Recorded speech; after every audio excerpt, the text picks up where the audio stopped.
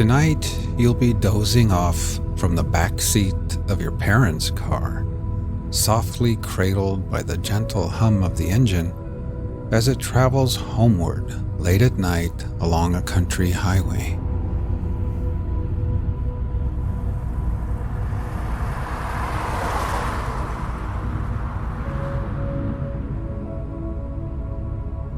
Imagine you are sitting in the back seat with your head nestled into a cozy pillow propped against the window. You are gazing out at the moonlit countryside, and on your face is a soft and secret smile.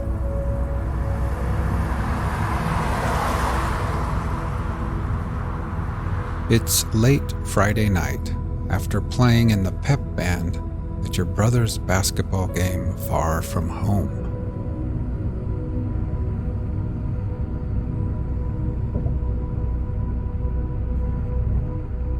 Your kid sister has nodded off already. She's laying across the wide seat with her head resting softly in your lap.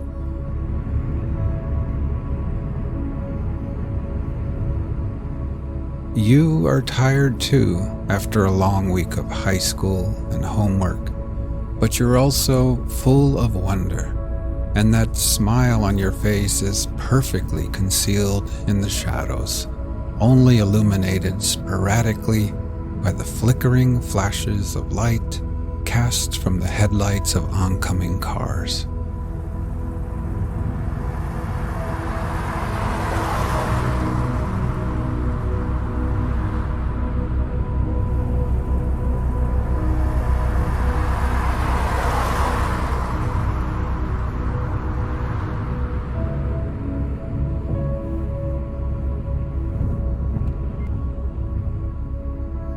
You rest your forehead against the cool glass of the window. Every now and then, a distant farmhouse light appears, towering like a lighthouse in the dark, casting bright beams across the endless, waterless ocean of a prairie.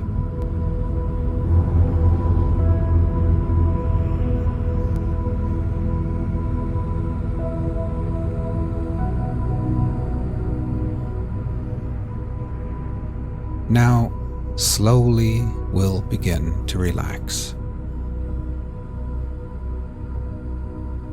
First, with eyes closed, just become aware of your breathing, feeling your chest gently rise and fall again.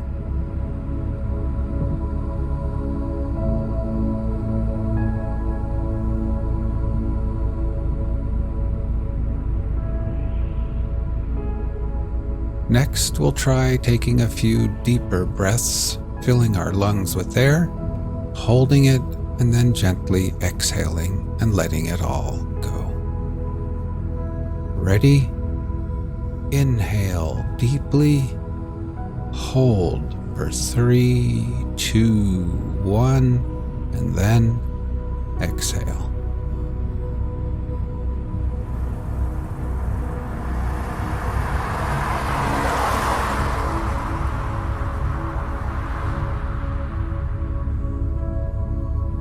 One more time.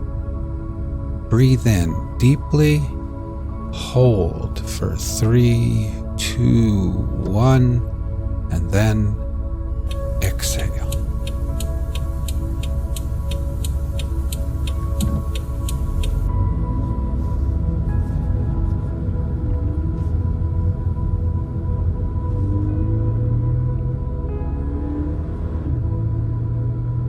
And try thinking to yourself, as I sit here in the back seat, I can feel gravity's pull tugging me gently back towards Earth. With every exhale, I can feel the weight of the day slipping away.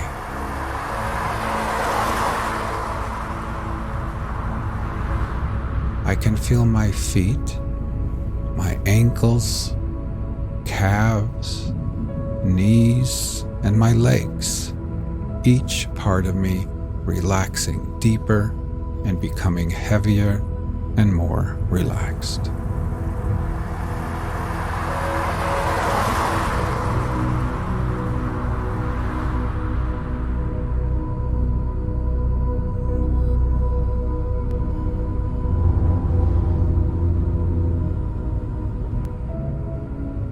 Up in the front seat, your parents recap and relive the big game. They talk of jump shots and fouls, rebounds and timeouts. You close your eyes, but when you picture the crowded gymnasium, you remember something much sweeter than basketball.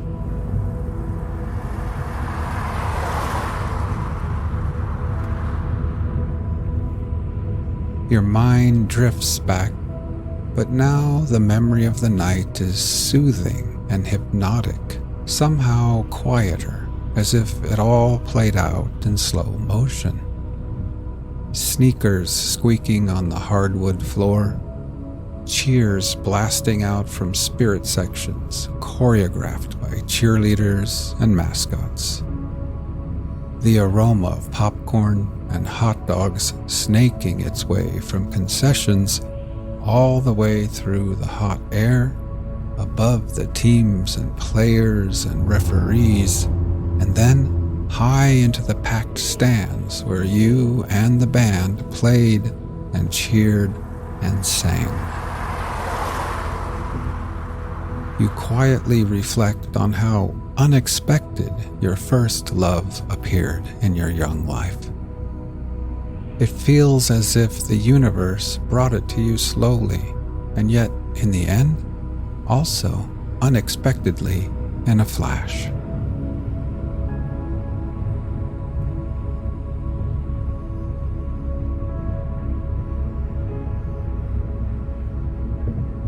Now let's try taking a few more deep breaths.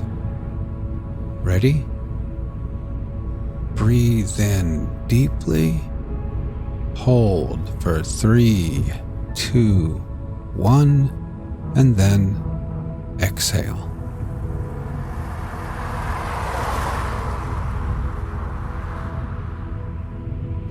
Try continuing on your own, and while doing this, try thinking to yourself, as I sit here,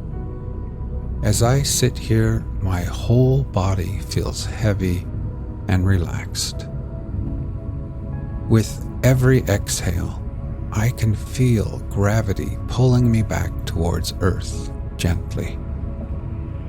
I can feel my head, my shoulders, my neck becoming relaxed and at ease. And my legs are heavy and at peace with gravity's pull.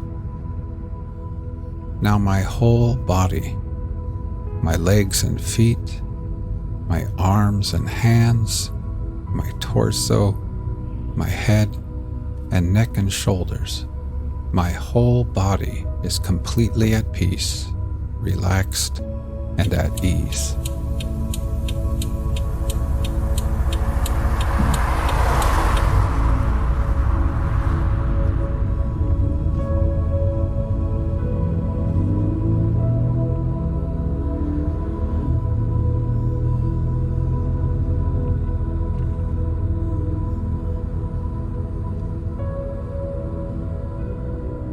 For weeks and weeks at band practice and at games, you had played right there next to each other, bumping elbows, close enough to catch quick flashes of fragrances, close enough for smiles, quick glances, silly and innocent flirtations without considering really when and where or if you might actually ever kiss.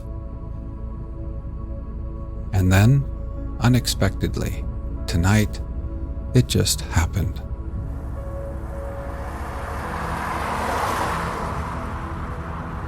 while the whole gymnasium was on its feet, the whole world preoccupied with some monumental moment of a basketball game. It just happened right there in the minuscule universe between the two of you.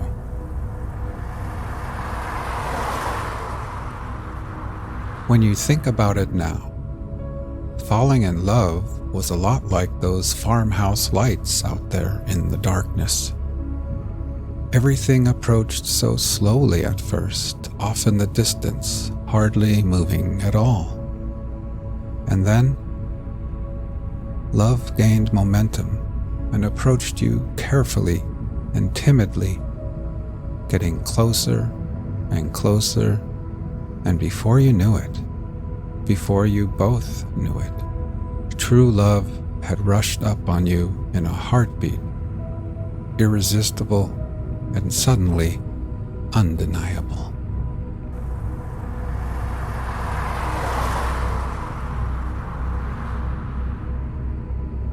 You smile now, thinking how you had always imagined your first kiss would happen somewhere private and hidden, and yet, in the end, yours was out in the open and in front of hundreds of people who never even saw it.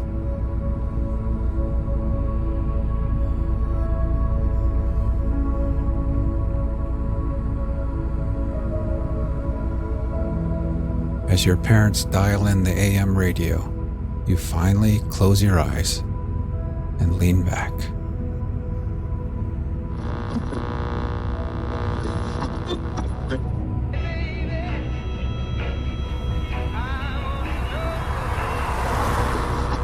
In tonight's reading from the Journal of the First Voyage of Columbus, we follow the explorer through the final chapter of his journey, covering the days from Friday, January 4th to Thursday, February 14th, 1493.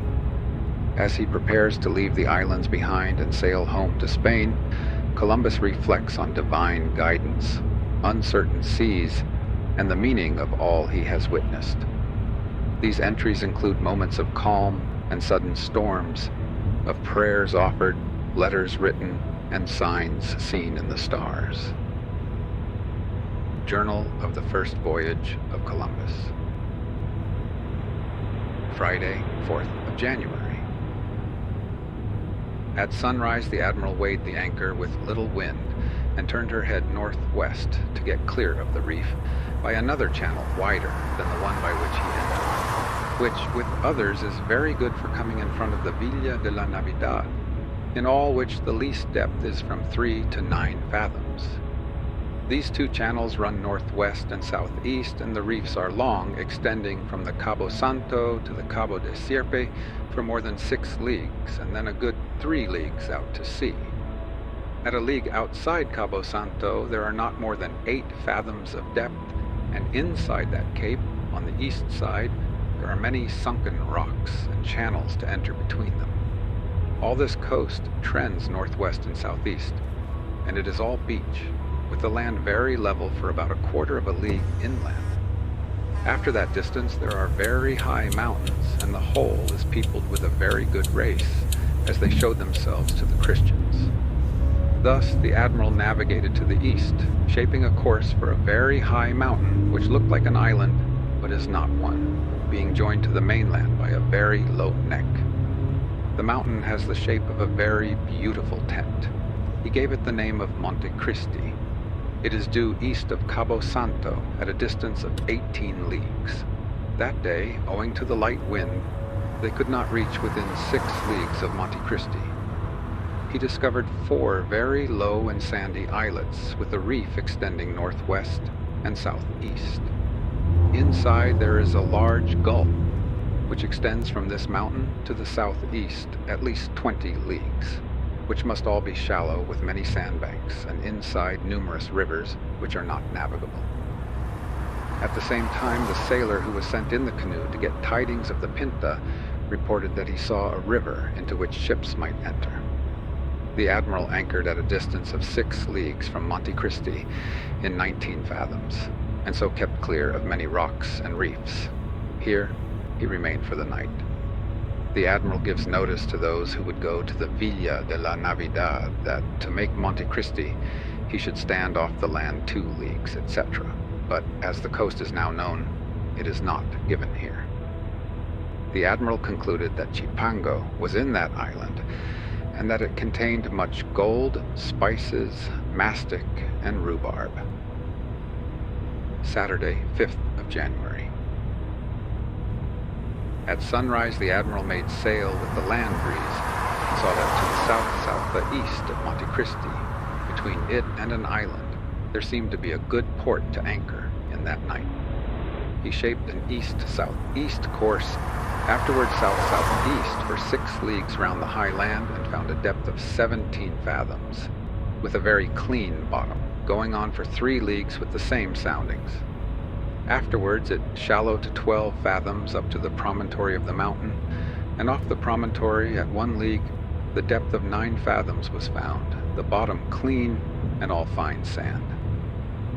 The admiral followed the same course until he came between the mountain and the island, where he found 3.5 fathoms at low water, a very good port, and here he anchored. He went in the boat to the islet, where he found remains of fire and footmarks, showing that fishermen had been there.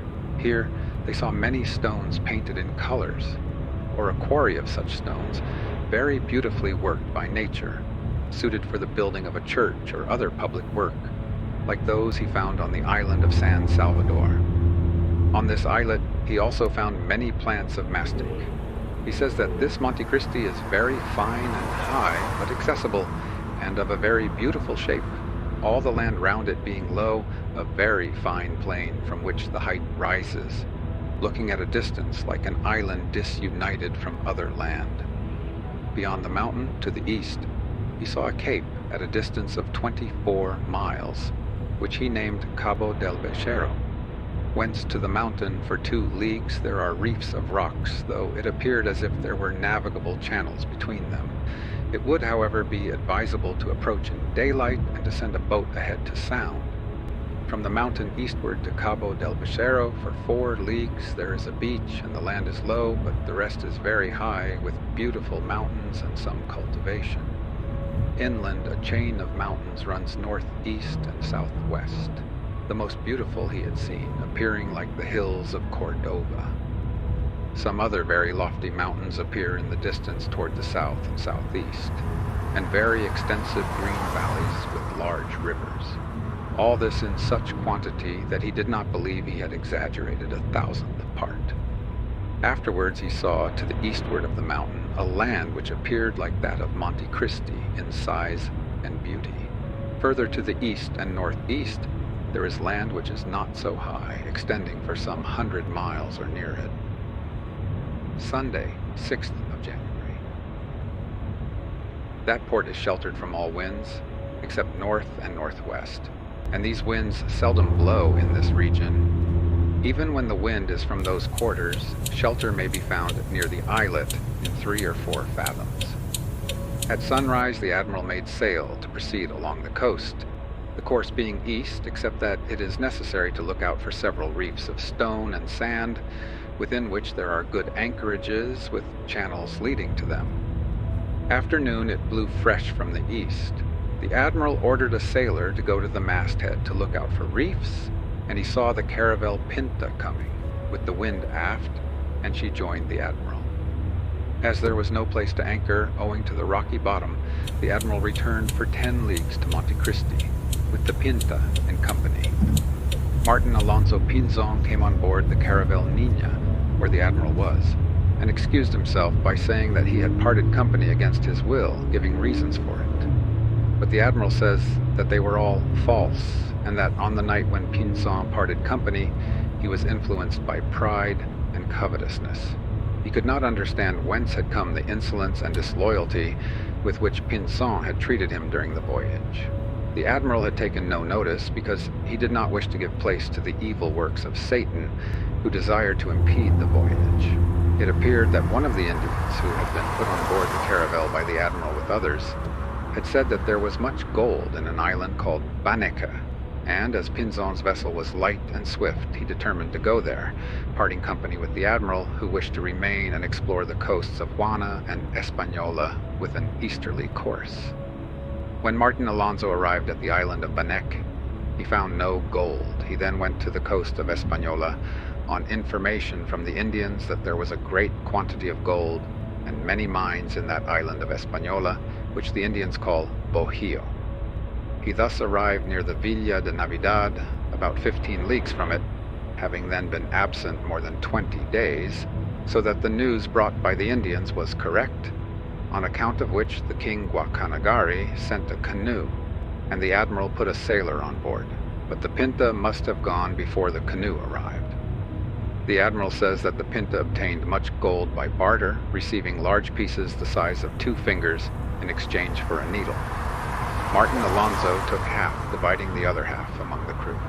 The admiral then says, "Thus I am convinced that our Lord miraculously caused that vessel to remain here, this being the best place in the whole island to form a settlement, and the nearest to the gold mines."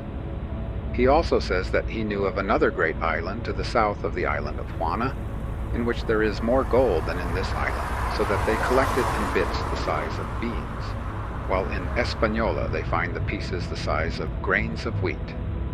They call that island Yamaye. The admiral also heard of an island further east, in which there were only women, having been told this by many people. He was also informed that Yamaye and the island of Española were 10 days' journey in a canoe from the mainland, which would be about 70 or 80 leagues, and that there the people wore clothes. Monday, 7th of January. This day the admiral took the opportunity of caulking the caravel, and the sailors were sent to cut wood. They found mastic and aloes in abundance. Tuesday, 8th of January. As the wind was blowing fresh from the east and southeast, the admiral did not get underway this morning. He ordered the caravel to be filled up with wood and water, and with all other necessaries for the voyage. He wished to explore all the coast of Española in this direction. But those he appointed to the caravels as captains were brothers, namely Martin Alonso Pinzon and Vicente Anes.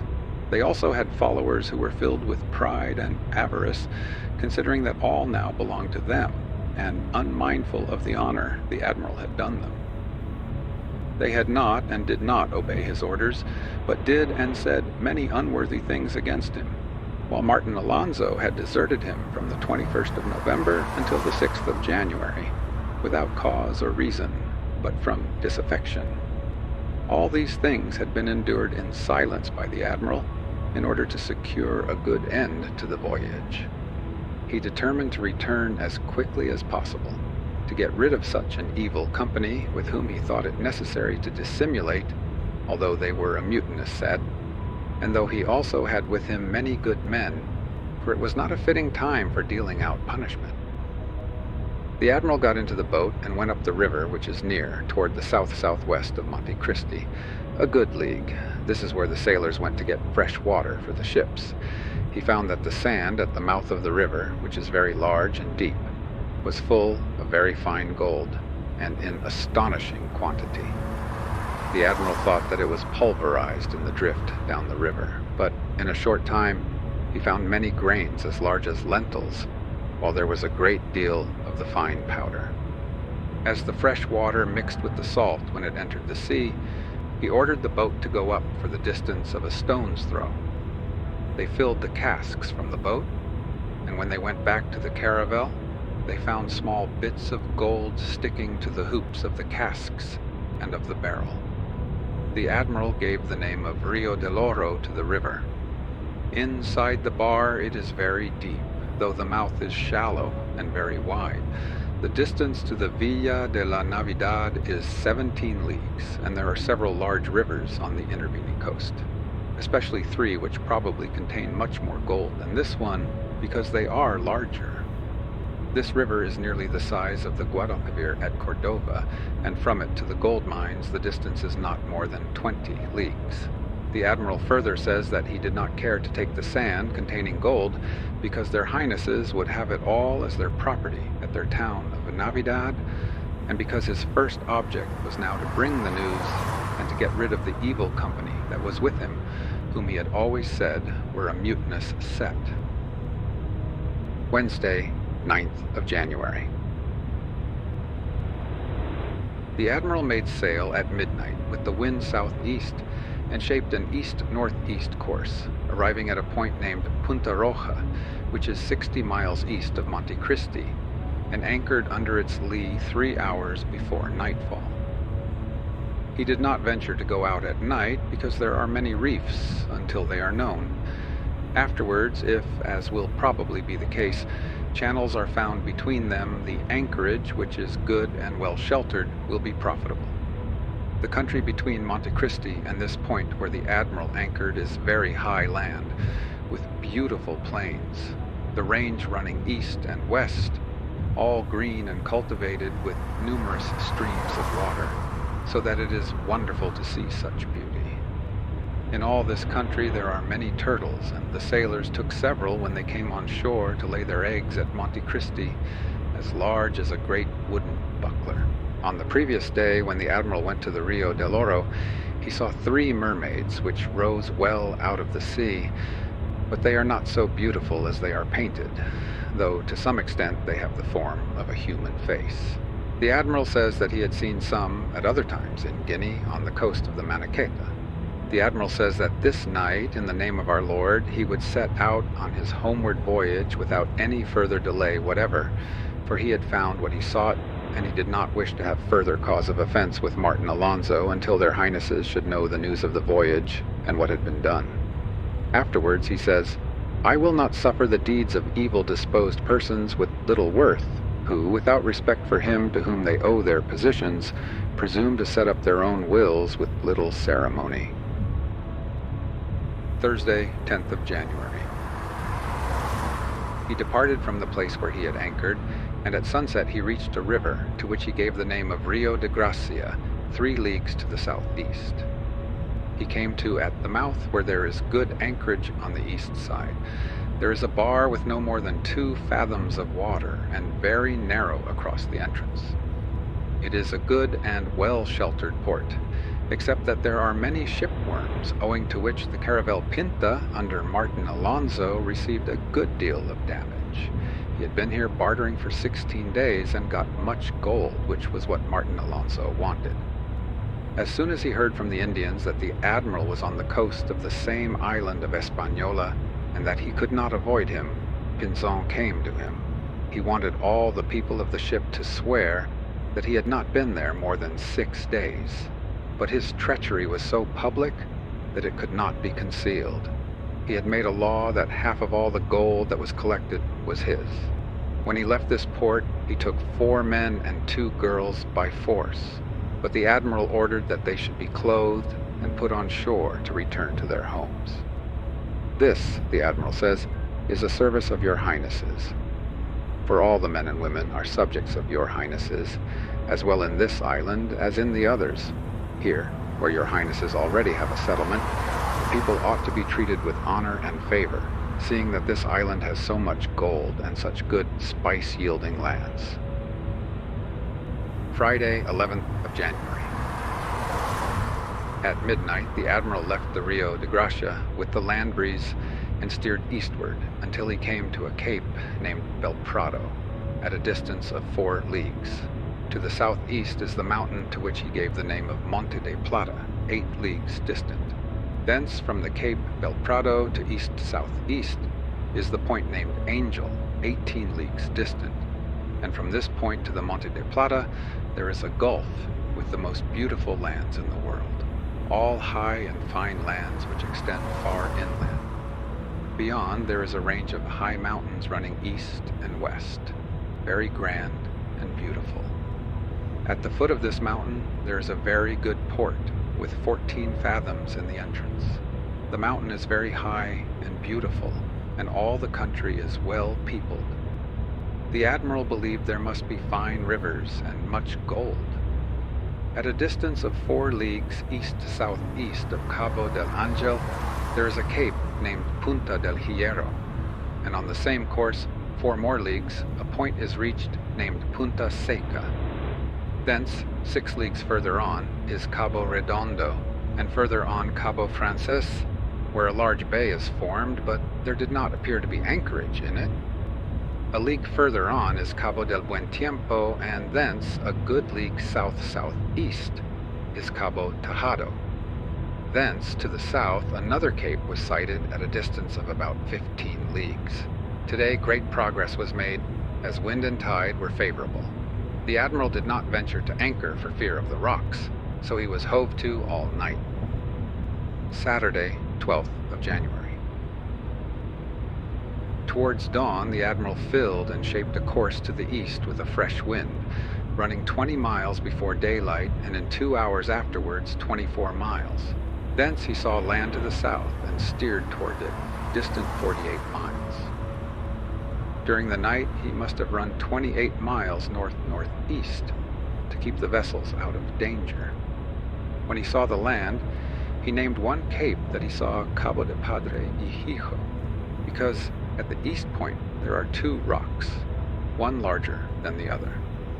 Afterwards, at 2 leagues to the eastward, he saw a very fine bay between 2 grand mountains. He saw that it was a very large port with a very good approach. But as it was very early in the morning, and as the greater part of the time it was blowing from the east, and then they had a north-northwest breeze, he did not wish to delay any more. He continued his course to the east as far as a very high and beautiful cape, all of scarped rock, to which he gave the name of Cabo del Enamorado, which was 32 miles to the east of the port, named Puerto Sacro. On rounding the cape, another finer and loftier point came in sight, like Cape Saint Vincent in Portugal, 12 miles east of Cabo del Enamorado.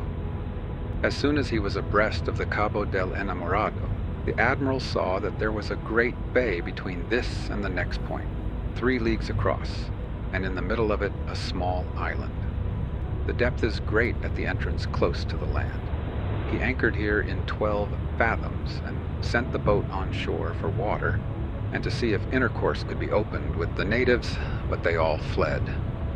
He also anchored to ascertain whether this was all one land with the island of Española, and to make sure that this was a gulf and not a channel forming another island. He remained astonished at the great size of Española. Sunday, 13th of January. The admiral did not leave the port because there was no land breeze with which to go out.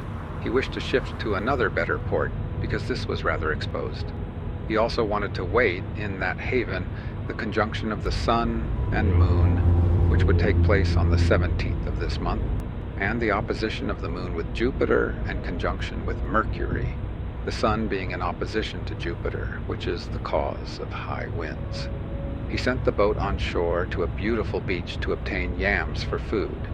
They found some men with bows and arrows, with whom they stopped to speak, buying 2 bows and many arrows from them.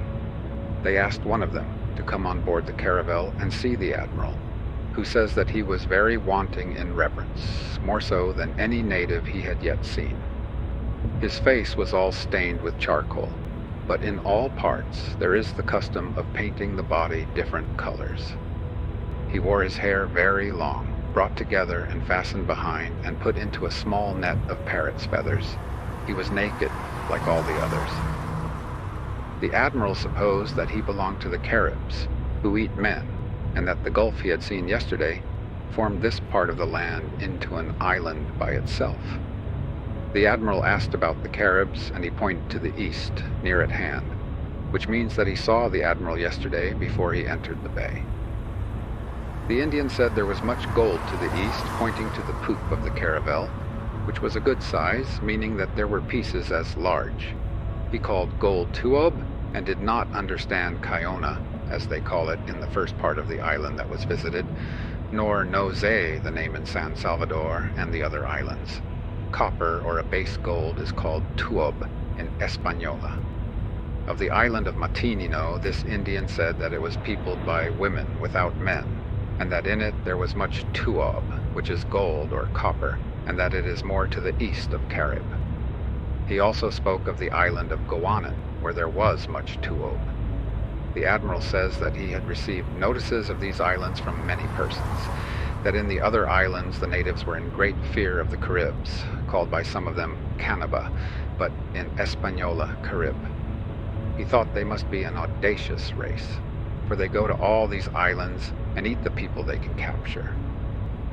He understood a few words, and the Indians who were on board comprehended more, there being a difference in the languages owing to the great distance between the various islands. The admiral ordered that the Indians should be fed and given pieces of green and red cloth and glass beads, which they liked very much, and then sent on shore. He was told to bring gold if he had any, and it was believed that he had from some small things he brought with him.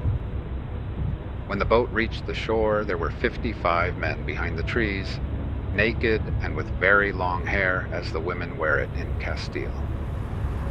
Behind the head, they wore plumes of feathers of parrots and other birds, and each man carried a bow.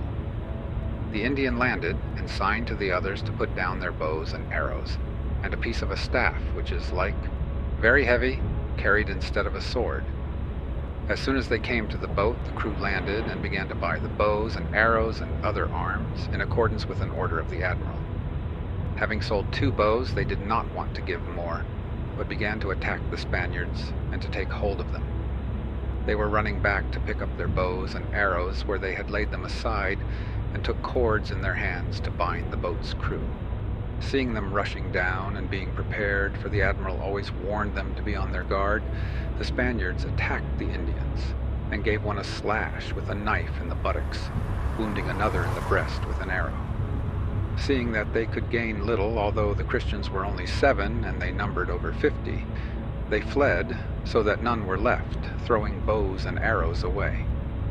The Christians would have killed many if the pilot, who was in command, had not prevented them. The Spaniards presently returned to the caravel with the boat. The admiral regretted the affair for one reason, and was pleased for another. They would have fear of the Christians, and they were no doubt an ill-conditioned people, probably Caribs who eat men. But the admiral felt alarm lest they should do some harm to the 39 men left in the fortress and town of Navidad, in the event of their coming here in their boat. Even if they are not Caribs, they are a neighboring people with similar habits and fearless, unlike the other inhabitants of the island, who are timid and without arms. The admiral says all this, and adds that he would have liked to have captured some of them. He says that they lighted many smoke signals, as is the custom in this island of Española. Monday, 14th of January. This evening the admiral wished to find the houses of the Indians, and to capture some of them, believing them to be Caribs, for owing to the strong east and northeast winds and the heavy sea, he had remained during the day. Many Indians were seen on shore. The admiral therefore ordered the boat to be sent on shore, with the crew well armed. Presently the Indians came to the stern of the boat, including the man who had been on board the day before and had received presents from the admiral. With him there came a king, who had given to the said Indian some beads in token of safety and peace for the boat's crew. This king, with 3 of his followers, went on board the boat and came to the caravel. The admiral ordered them to be given biscuit and treacle to eat, and gave the chief a red cap, some beads, and a piece of red cloth. The others were also given pieces of cloth. The chief said that next day he would bring a mask made of gold, affirming that there was much here, and in Carib and Matinino. They afterwards went on shore well satisfied. The admiral here says that the caravels were making much water, which entered by the keel, and he complains of the caulkers at Palos, who caulked the vessels very badly and ran away when they saw that the admiral had detected the badness of their work and intended to oblige them to repair the defect. But notwithstanding that the caravels were making much water, he trusted in the favor and mercy of our Lord. For his high majesty well knew how much controversy there was before the expedition could be dispatched from Castile, that no one was in the admiral's favor, save him alone who knew his heart. And after God came your highnesses, while all others were against him without any reason. He further says, and this has been the cause that the royal crown of your highnesses has not 100 millions of revenue, more than after I entered your service, which is 7 years ago in this very month, the 20th of January. The increase will take place from now onwards, for the Almighty God will remedy all things. These are his words. Tuesday, 15th of January. The admiral now wished to depart, for there was nothing to be gained by further delay after these occurrences and the tumult with the Indians. Today he had heard that all the gold was in the district of the town of Navidad, belonging to their highnesses, and that in the island of Carib there was much copper, as well as in Matinino.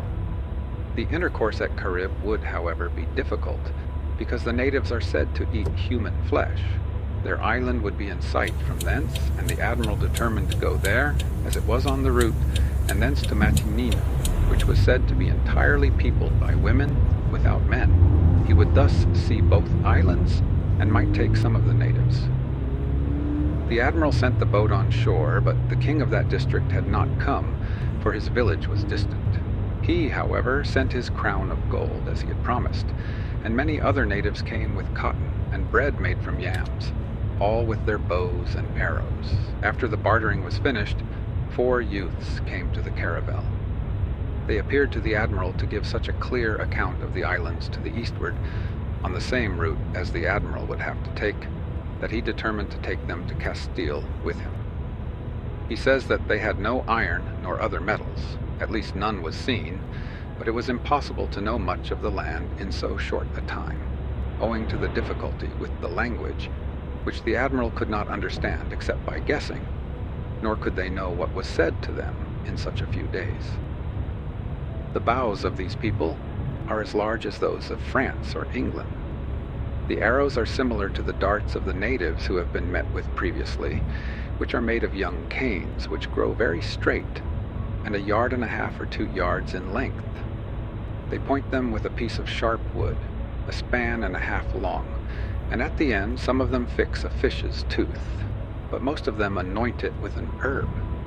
They do not shoot as in other parts, but in a certain way which cannot do much harm.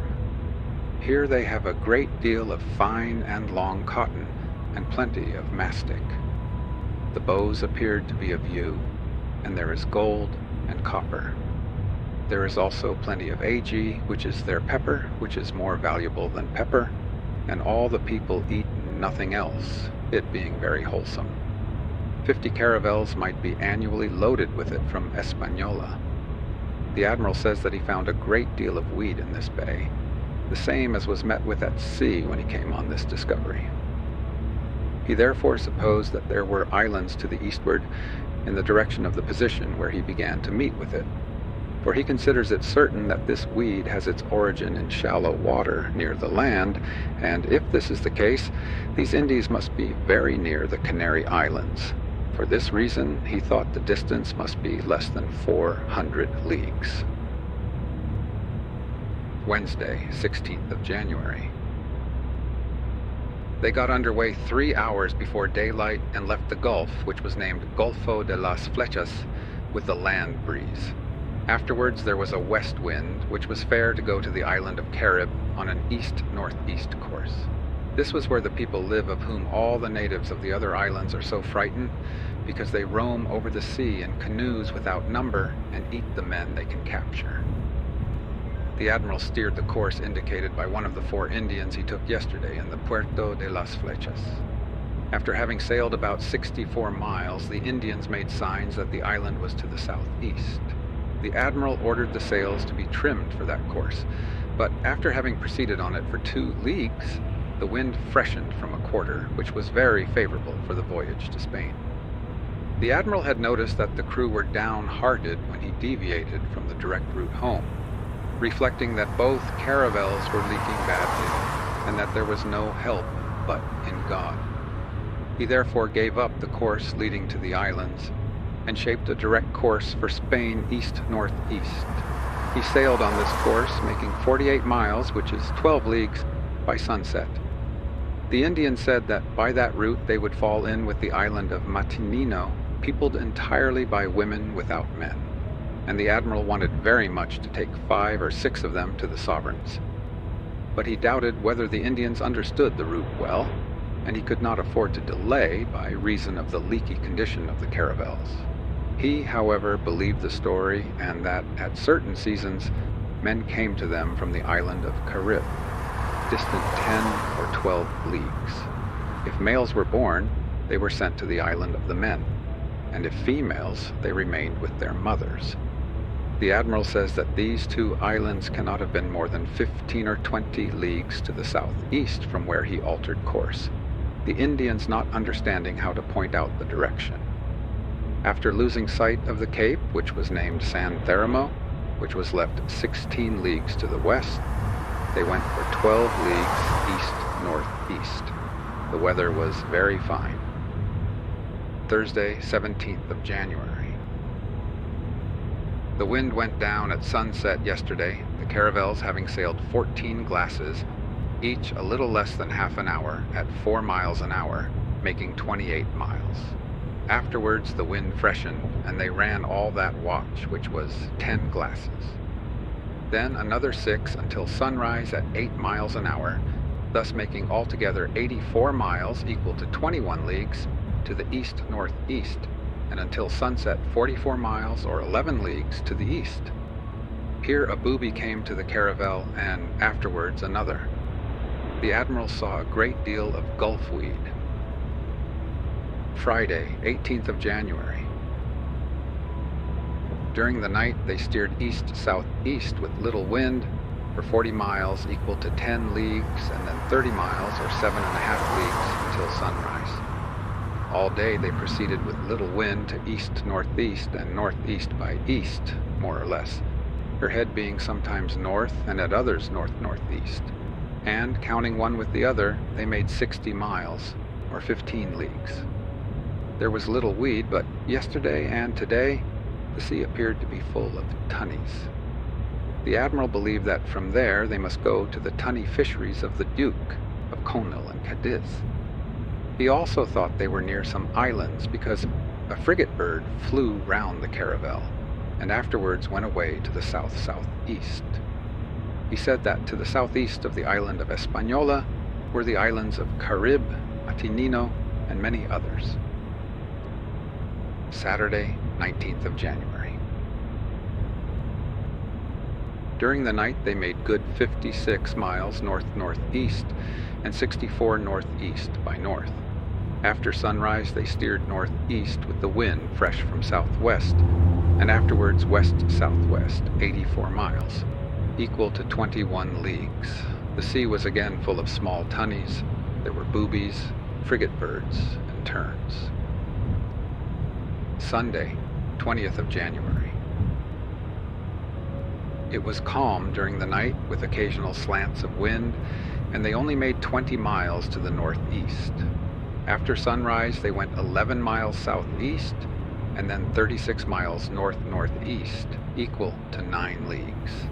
They saw an immense quantity of small tunnies, the air very soft and pleasant, like Seville in April or May, and the sea, for which God be given many thanks, always very smooth. Frigate birds, sandpipers, and other birds were seen. Monday, 21st of January. Yesterday, before sunset, they steered northeast by east, with the wind east at the rate of 8 miles an hour until midnight, equal to 56 miles. Afterwards, they steered north-northeast 8 miles an hour, so that they made 104 miles or 26 leagues during the night northeast by north. After sunrise, they steered north-northeast with the same wind, which at times veered to northeast, and they made good 88 miles in the 11 hours of daylight, or 21 leagues, except one that was lost by delay caused by closing with the Pinta to communicate. The air was colder, and it seemed to get colder as they went further north, and also that the nights grew longer owing to the narrowing of the sphere. Many boats and birds and terns were seen, as well as other birds, but not so many fish, perhaps owing to the water being colder. Much weed was seen. Tuesday, 22nd of January. Yesterday, after sunset, they steered north-northeast with an east wind. They made 8 miles an hour during 5 glasses and 3 before the watch began, making 8 glasses equal to 72 miles or 18 leagues. Afterwards, they went northeast by north for 6 glasses, which would be another 18 miles. Then, during 4 glasses of the second watch northeast at 6 miles an hour, or 3 leagues. From that time to sunset for 11 glasses east-northeast at 6 leagues an hour, equal to 7 leagues. Then east-northeast until 11 o'clock, 32 miles. Then the wind fell, and they made no more during that day. The Indians swam about. They saw boats and birds and much weed. Wednesday, 23rd of January. Tonight the wind was very changeable, but making the allowances applied by good sailors, they made 84 miles or 21 leagues northeast by north. Many times the Caravel Niña had to wait for the Pinta because she sailed badly when on a bowline, the mizzen being of little use owing to the weakness of the mast. He says that if her captain, that is Martin Alonso Pinzon, had taken the precaution to provide her with a good mast in the Indies, where there are so many and such excellent spars, instead of deserting his commander from motives of avarice, he would have done better. They saw many boats and birds and much weed. The heavens have been clouded over during these last days, but there has been no rain. The sea has been as smooth as a river, for which many thanks be given to God. After sunrise, they went free and made 30 miles or 7.5 leagues northeast. During the rest of the day, east-northeast, another 30 miles. Thursday, 24th of January.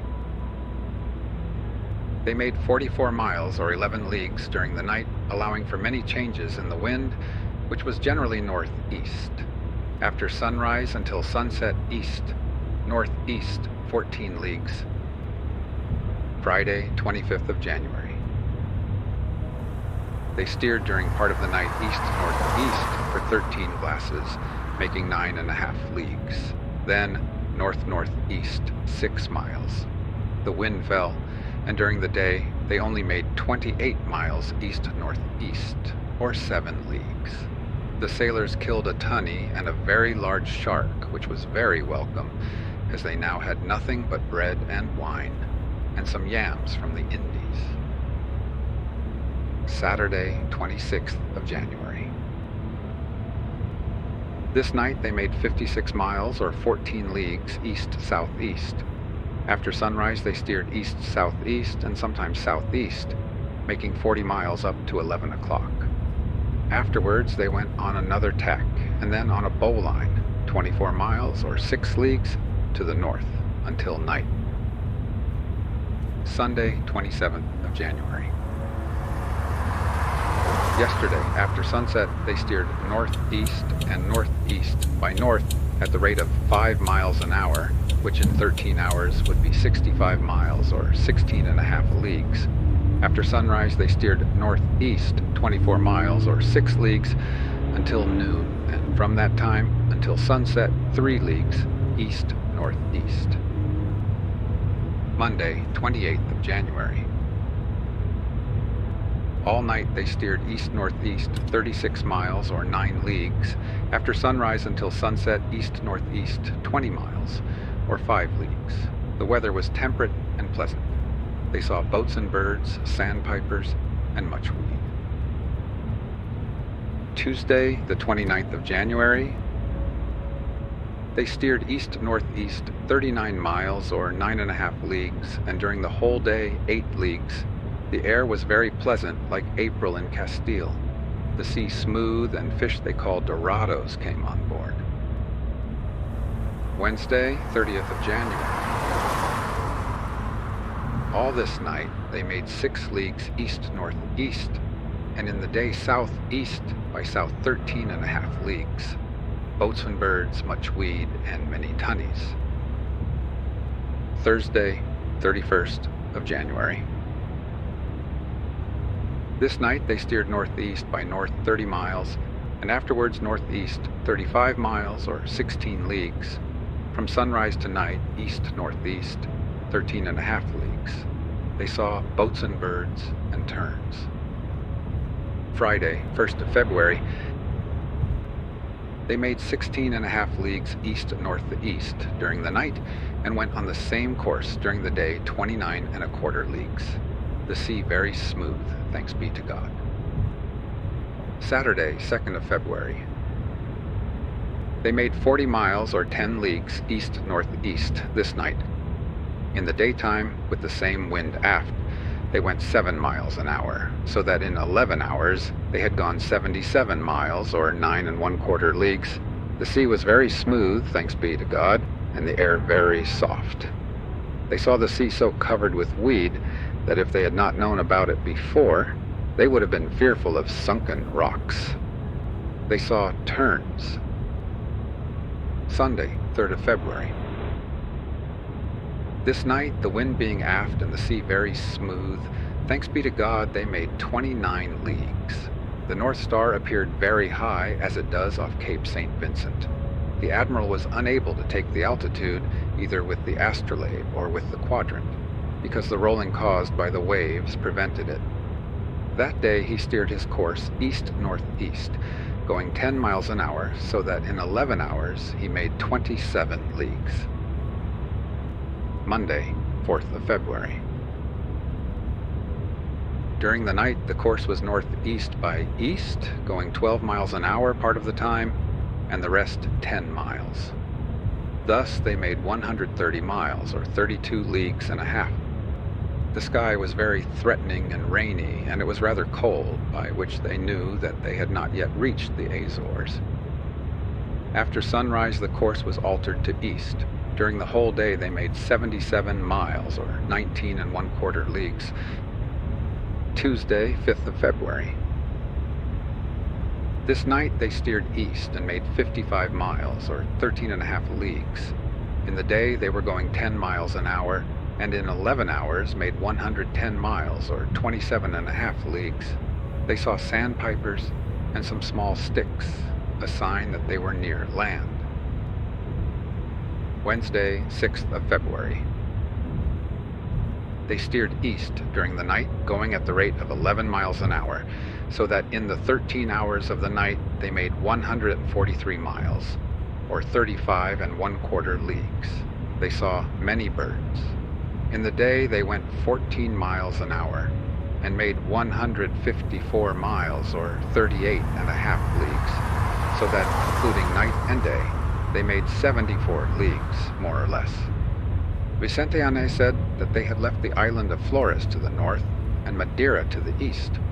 Roldan said that the island of Fayal, or San Gregorio, was to the north-northeast, and Puerto Santo to east. There was much wind. Thursday, 7th of February. This night they steered east, going 10 miles an hour, so that in 13 hours they made 130 miles, or 32.5 leagues. In the daytime, the rate was 8 miles an hour. In 11 hours, 88 miles, or 22 leagues. This morning, the Admiral found himself 65 leagues south of the island of Flores, and the pilot, Pedro Alonso, being further north, according to his reckoning, passed between Terceira and Santa Maria to the east, passing to windward of the island of Madeira, 12 leagues further north. The sailors saw a new kind of weed, of which there is plenty in the islands of the Azores. Friday, 8th of February. They went 3 miles an hour to the eastward for some time during the night, and afterwards east-southeast, going 12 miles an hour. From sunrise to noon, they made 27 miles, and the same distance from noon till sunset, equal to 13 leagues south-southeast. Saturday, 9th of February. For part of this night, they went 3 leagues south-southeast, and afterwards south by east, then northeast 5 leagues until 10 o'clock in the forenoon, then 9 leagues east until dark. Sunday, 10th of February. From sunset, they steered east all night, making 130 miles, or 32.5 leagues. During the day, they went at the rate of 9 miles an hour, making 99 miles, or 24.5 leagues, in 11 hours. In the caravel of the Admiral, Vicente Yanez, and the 2 pilots, Sancho Ruiz and Pedro Alonso Niño, and Roldan, charted or plotted the route. They all made the position a good deal beyond the islands of the Azores to the east, and navigating to the north, none of them touched Santa Maria, which is the last of all the Azores. They made the position 5 leagues beyond it, and were in the vicinity of the islands of Madeira and Porto Santo. But the Admiral was very different from them in his reckoning, finding the position very much in rear of theirs. This night he found the island of Flores to the north, and to the east he made the direction to be towards Naif in Africa, passing to leeward of the island of Madeira to the north leagues, so that the pilots were nearer to Castile than the Admiral by 150 leagues. The Admiral says that with the grace of God, when they reach the land, they will find out whose reckoning was most correct. He also says that he went 263 leagues from the island of Hierro to the place where he first saw the Gulf weed. Monday, 11th of February. This night they went 12 miles an hour on their course, and during the day they ran 16.5 leagues. They saw many birds, from which they judged that land was near. Tuesday, 12th of February. They went 6 miles an hour on an east course during the night, altogether 73 miles, or 18¼ leagues. At this time they began to encounter bad weather with a heavy sea, and if the caravel had not been very well managed, she must have been lost. During the day they made 11 or 12 leagues with much difficulty and danger. Wednesday, 13th of February. From sunset until daylight there was great trouble with the wind and the high and tempestuous sea. There was lightning 3 times to the north-northeast, a sign of a great storm coming either from that quarter or its opposite. They were lying to most of the night, afterwards showing a little sail, and made 52 miles, which is 13 leagues. In the day the wind moderated a little, but it soon increased again. The sea was terrific, the waves crossing each other and straining the vessels. They made 55 miles more, equal to 13.5 leagues. Thursday, 14th of February. This night the wind increased and the waves were terrible, rising against each other and so shaking and straining the vessel that she could make no headway and was in danger of being stove in. They carried the mainsail very closely reefed so as just to give her steerage way, and proceeded thus for 3 hours, making 20 miles. Meanwhile the wind and sea increased, and seeing the great danger, the Admiral began to run before it, there being nothing else to be done. The caravel Pinta began to run before the wind at the same time, and Martin Alonso ran her out of sight, although the Admiral kept showing lanterns all night, and the other answered. It would seem that she could do no more, owing to the force of the tempest, and she was taken far from the route of the Admiral. He steered that night east-northeast, and made 54 miles, equal to 13 leagues. At sunrise the wind blew still harder, and the cross sea was terrific.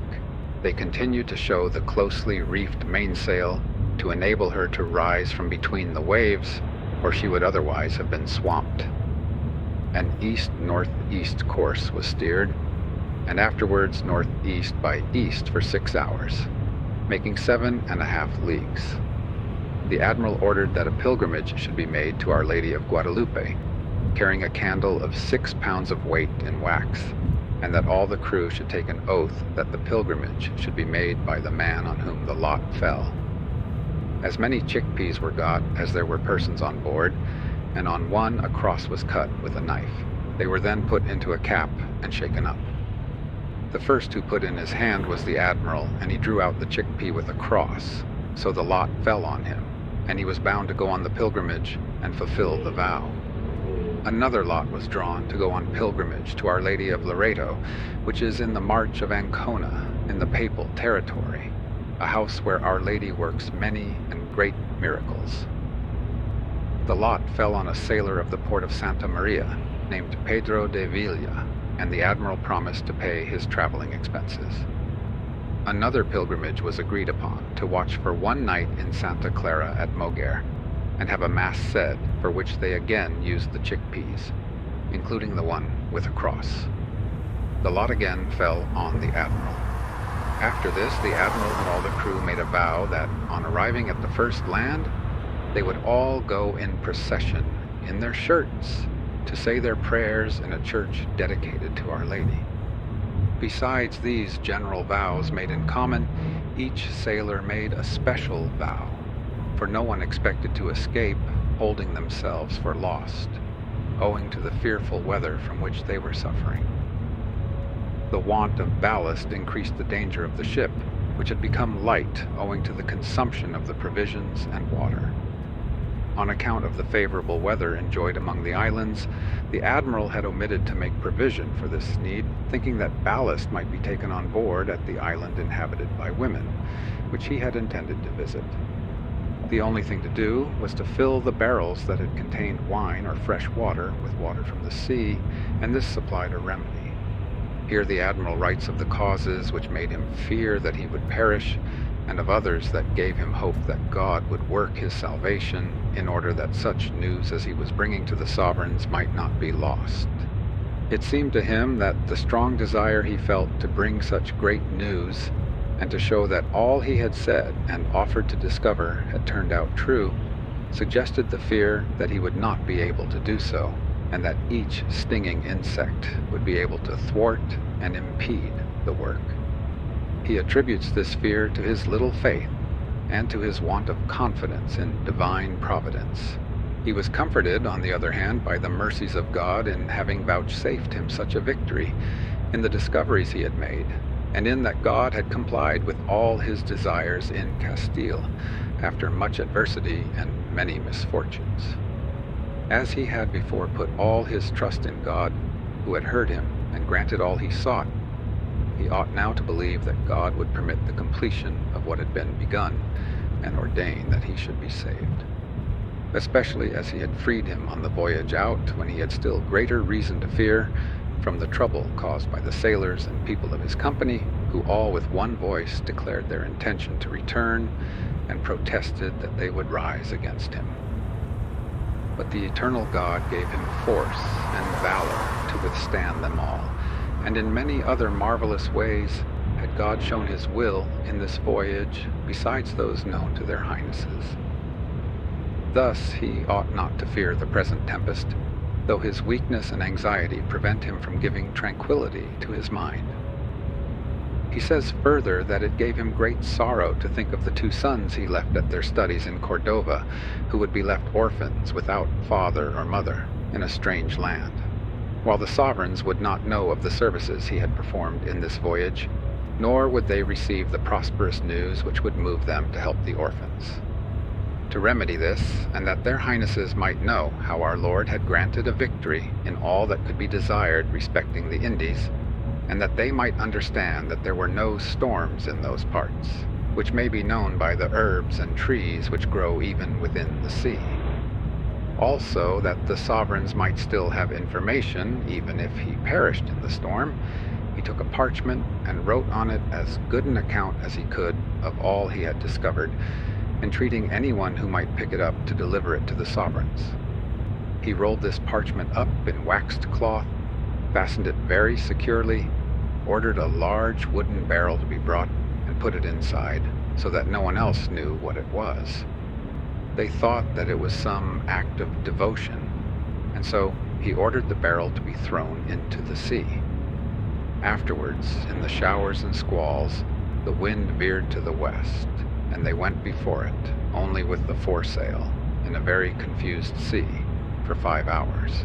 They made 2.5 leagues northeast. They had taken in the reefed mainsail for fear some wave of the sea should carry all away.